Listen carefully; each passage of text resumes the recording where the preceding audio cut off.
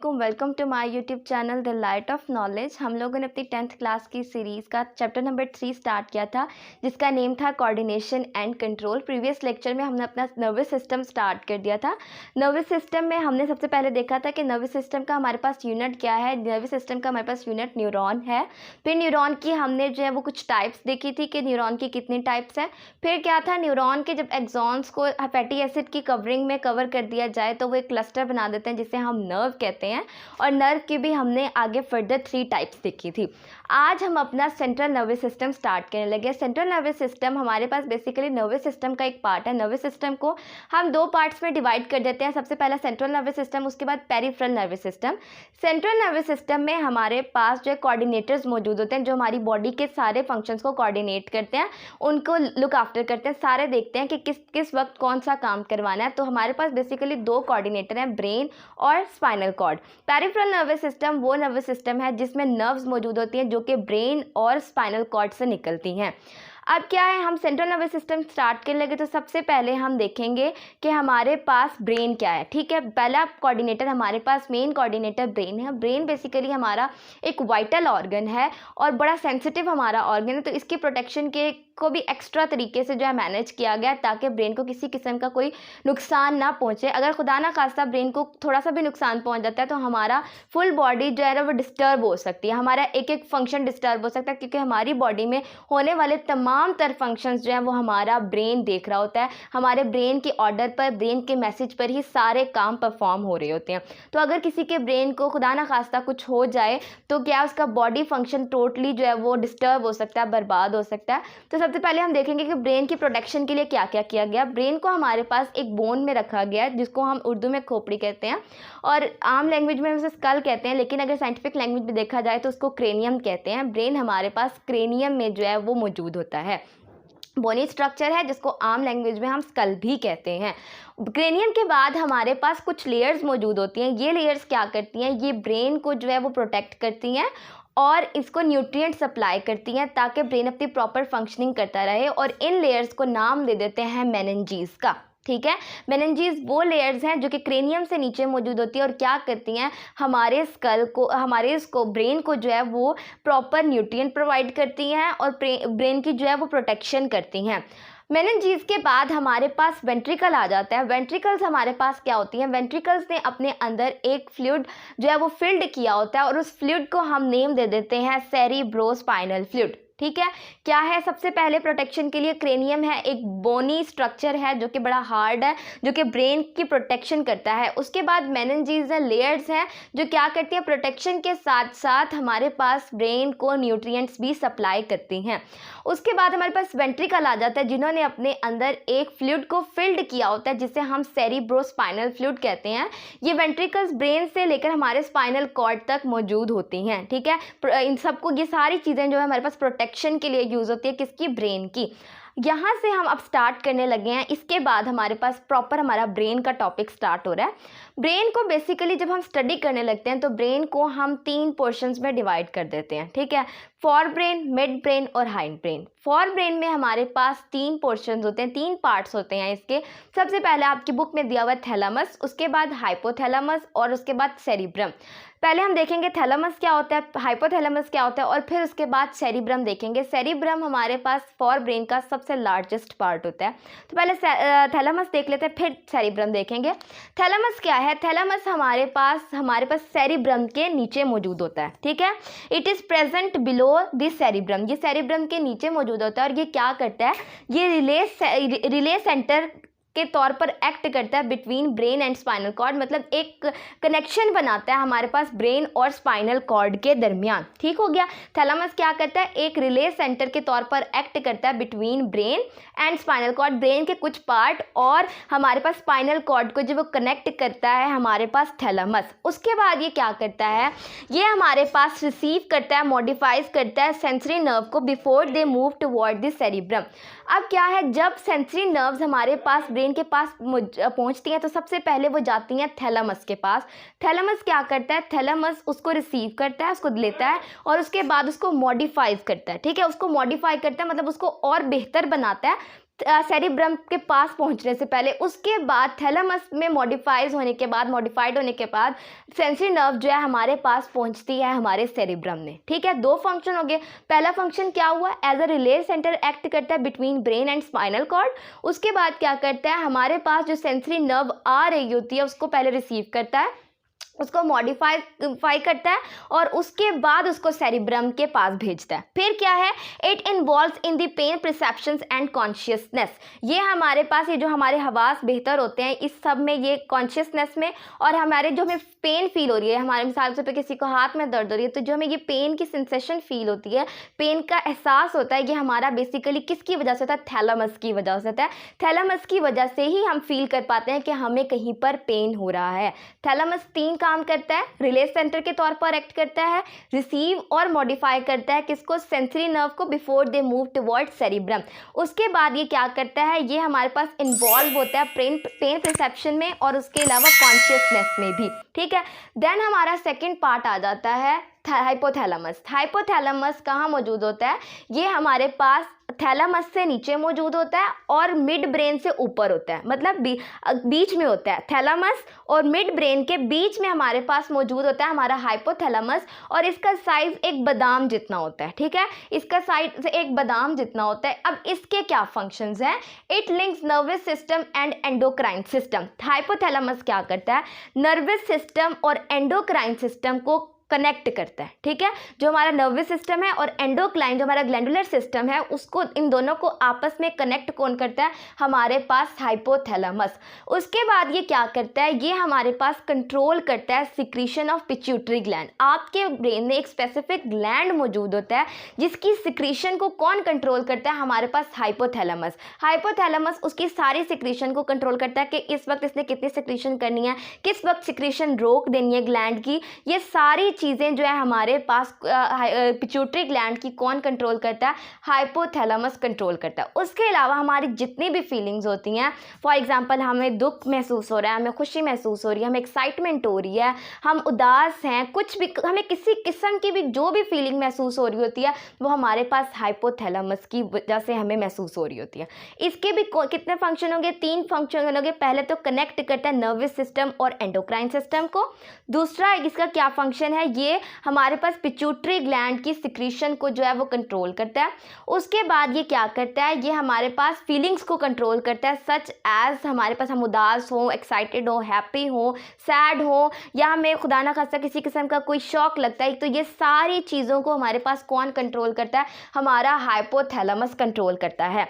अब इसके बाद हमारा फॉर ब्रेन का लास्ट पार्ट जो हम डिस्कस करने लगे हैं वो हमारे पास है सेरिब्रम। सेरिब्रम हमारे पास लार्जेस्ट पार्ट होता है हमारा फॉर ब्रेन का। अब ये किस में हमारे पास इन्वॉल्व होता है, ये हमारे पास स्केलेटल मसल्स की को कंट्रोल करता है, हमारे जितने भी मसल्स हैं उनको कंट्रोल करता है हमारा सेरिब्रम, हमारी थिंकिंग को, हमारी सोच को, हमारे इमोशंस को और हमारी जहानत को, कि किसका, हम कहते हैं ना कि ये बंदा इंटेलिजेंट है, तो इंटेलिजेंस किस के पर डिपेंडेंट है, हमारे सेरिब्रम पर इंटेलिजेंस हमारी डिपेंडेंट है। हमारा सेरिब्रम हमारी इंटेलिजेंस को कंट्रोल करता है, उस सब को देखता है। इसके बाद हम डिटेल में देखेंगे कि हमारा सेरिब्रम क्या है, देन हम देखेंगे हमारा मिड ब्रेन क्या है और हमारा हाइंड ब्रेन क्या है। अच्छा, सेरिब्रम का हम देख रहे थे। सेरिब्रम हमारा बेसिकली जो है फॉर ब्रेन का सबसे लार्जेस्ट पार्ट है, जो कि इन्वॉल्व होता है हमारे स्केलेटल मसल्स को कंट्रोल करता है। उसके बाद हमारे इमोशंस इससे कंट्रोल होते हैं, हमारी थिंकिंग, हमारी सोच किस तरह की है, वो सारी इन चीज़ से कंट्रोल होती है सेरिब्रम में। और उसके अलावा हमारी इंटेलिजेंस, जहानत भी हमारी जो है वो सेरिब्रम ही कंट्रोल करता है। सेरिब्रम को हम बेसिकली 2 पार्ट्स में डिवाइड कर देते हैं। यहाँ पर जो मैंने डायग्राम बनाई है ये इस तरह नज़र आ रही है। अगर आप कभी ऊपर से, अभी आप इंटरनेट से निकाल के देख लें तो क्या, अगर आप ऊपर से देखें तो आप देखेंगे कि आपके ब्रेन के 2 पार्ट्स हैं। वो बेसिकली आपके सेरिब्रम के 2 पार्ट्स हैं, जिन्हें हम क्या कह देते हैं, हम उन्हें कह देते हैं सेरिब्रल हेमिस्फीयर कह देते हैं। ठीक है, उन्हें हम नेम दे देते हैं सेरिब्रल हेमिस्फीयर का।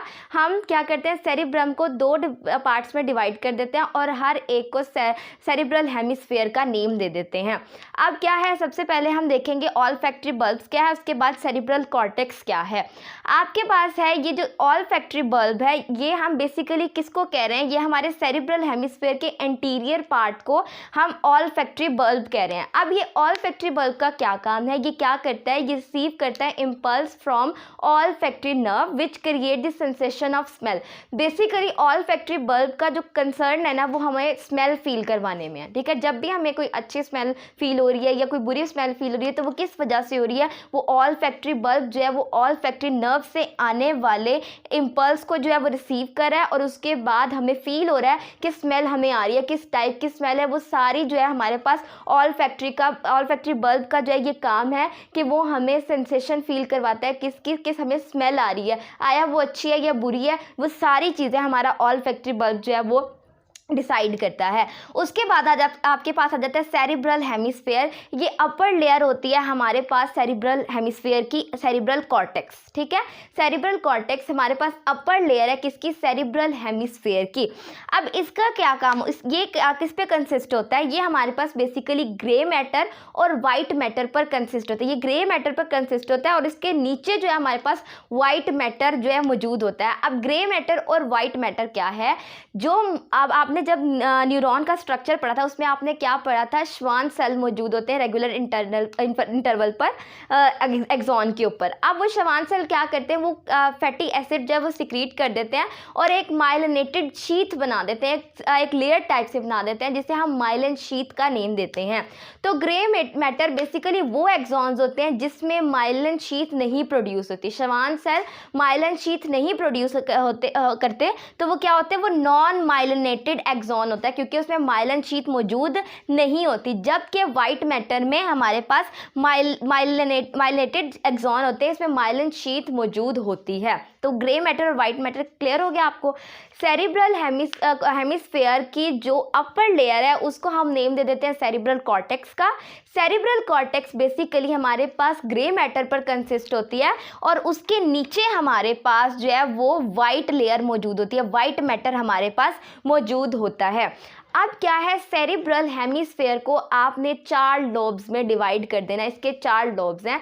सबसे पहला है इसका फ्रंटल, फिर इसका है पेरिटल, उसके बाद ऑसिपिटल और उसके बाद टेम्पोरल। अब क्या है, पहले हम देख लेते हैं हमारे पास फ्रंटल लोब का क्या काम है।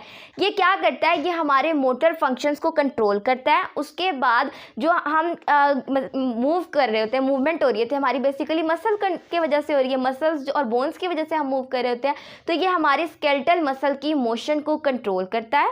उसके अलावा ये क्या करता है, ये हमारी उन मूवमेंट्स को भी कंट्रोल करता है जो हम बोलने में इस्तेमाल कर रहे हैं। तो बेसिकली जो मैं आप बोल रही हूँ ना, वो इसी वजह से वो सारा ये जो फंक्शन कंट्रोल कर रहा है वो हमारा फ्रंटल लोब कर रहा है, ठीक है। Frontal lobe of cerebral hemisphere, ठीक है। सेरिब्रल कॉर्टेक्स का हमारे पास जो फ्रंटल लोब है वो मेरी मूवमेंट इन्वॉल्व कर रहा है, जो स्पीच में मेरे पास इन्वॉल्व मूवमेंट्स हैं उन सबको कंट्रोल कर रहा है।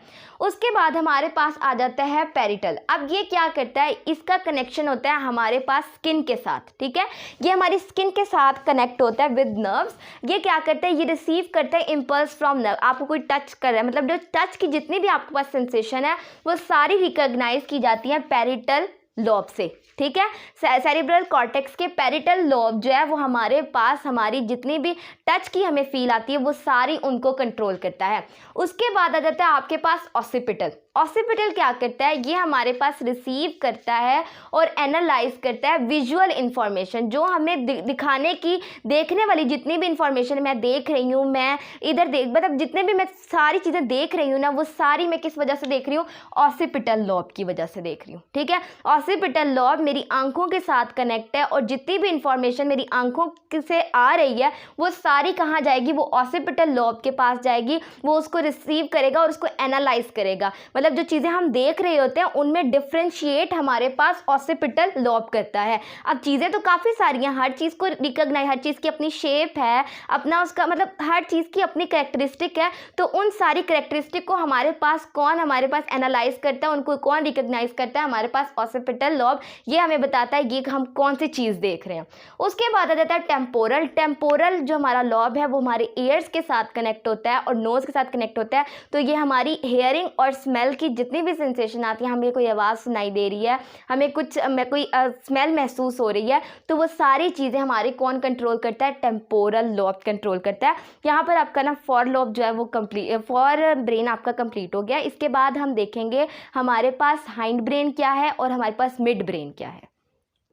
हमने अपना फॉर ब्रेन कंप्लीट कर लिया था, अब हम देखने लगे अपना मिड ब्रेन क्या है। मैंने आपको बताया था आपके ब्रेन को बेसिकली 3 पोर्शंस में डिवाइड किया गया। फॉर ब्रेन आपने कंप्लीट कर लिया, अब आप मिड ब्रेन पढ़े, फिर उसके बाद आप हाइंड ब्रेन पढ़ोगे।